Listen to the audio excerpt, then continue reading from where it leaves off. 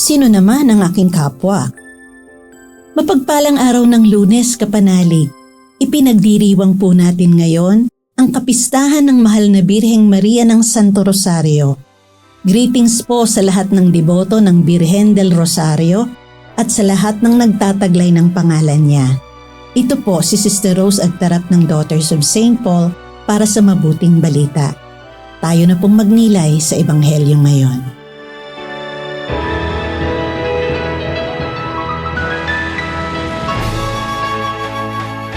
May tumindig na isang guro ng batas upang subukin si Jesus. Guro, ano ang aking gagawin upang makamit ang buhay na walang hanggan? Ano ba ang nasusulat sa batas? At paano mo ito naiintindihan? Mamahalin mo ang Panginoon mong Diyos ng buo mong puso, at ng buo mong kaluluwa, at ng buo mong lakas, at ng buo mong pag-iisip. At nasusulat din naman, mamahalin mo iyong kapwa gaya ng iyong sarili. Tama ang sagot mo. Gawin mo ito at mabubuhay ka. Ngunit gustong mangatwiran ng guro ng batas, kaya sinabi niya kay Jesus, "At sino naman ang aking kapwa?" Sinagot siya ni Jesus, May isang taong bumaba mula sa Jerusalem papunta sa Jericho at nahulog siya sa kamay ng mga tulisan. Hinubaran siya ng mga ito at binugbog at saka iniwang halos patay na. Nagkataon namang may isang paring pababa rin sa daang yon. Pagkakita sa kanya, lumihis ito ng daan. Gayon din naman may isang Levitang napadaan sa lugar na yon. Nang makita siya'y lumihis din ito ng daan. Ngunit may isang Samaritano namang naglalakbay na napadaan sa kinaroroonan niya. Pagkakita nito sa kanya, naawa ito sa kanya, kaya't lumapit ito. Binuhusan ng langis at alak ang kanyang mga sugat at binendahan.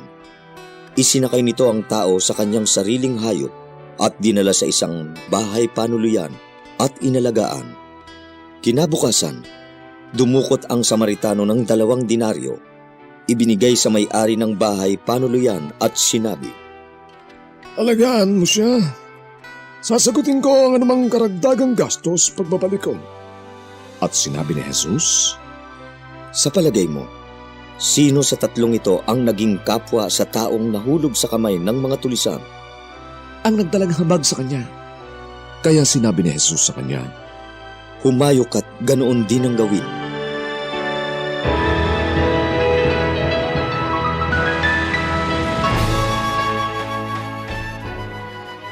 Nang tinanong ng eskriba si Jesus ng ganito, "Kung sino naman ang aking kapwa?" Sinagot siya ng talinghaga ng mabuting Samaritano. Malinaw na ipinapahayag na ang kapwa ay hindi lamang tumutukoy sa kaibigan o sa sino mang meron tayong close relationship. Maaring tumukoy ang kapwa sa sino mang tao, siya man ay kaibigan o kaaway. Ang mukha ni Jesus ay nakaukit sa katauhan ng bawat nilalang. Anumang bagay na ginawa natin sa iba, mabuti man ito o masama, ay ginawa natin kay Jesus.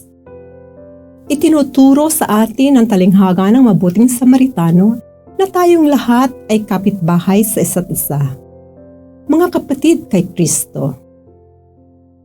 Pero kakaiba ang nakikita nating kaugalian sa mundo natin ngayon. Lumilikha tayo ng division. Mahirap sa atin na iset aside ang ating mga prejudices o pagkiling. We build walls instead of bridges.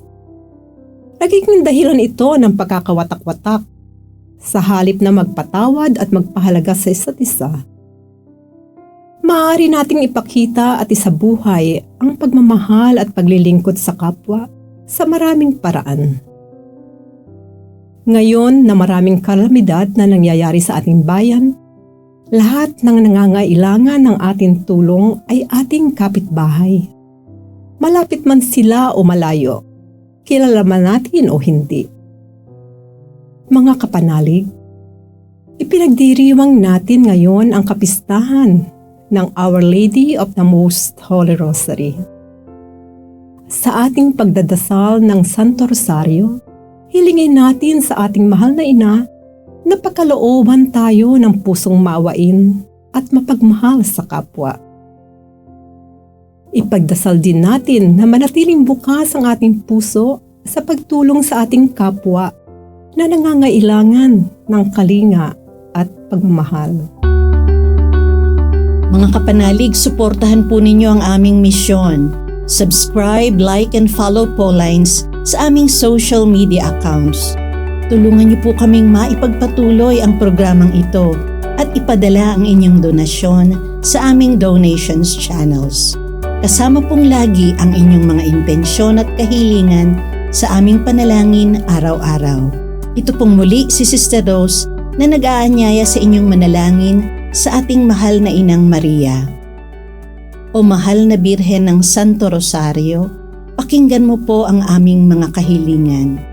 Sa bawat panalangin namin sa mga butil ng Santo Rosario, madama nawa namin ang iyong makainang pagmamahal at pag-aaruga.